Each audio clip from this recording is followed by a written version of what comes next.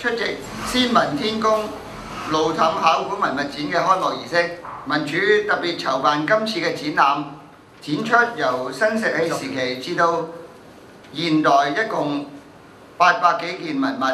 此外，民署亦都推廣保育氹仔廟宇文物，得到氹仔坊眾聯誼會嘅大力支持，借出鎮廟之寶古鐘作為展品，並作長期嘅展出。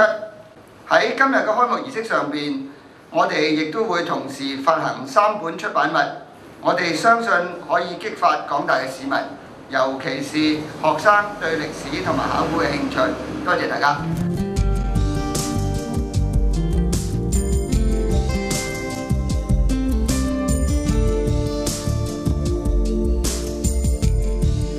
1、2、3，多謝各位。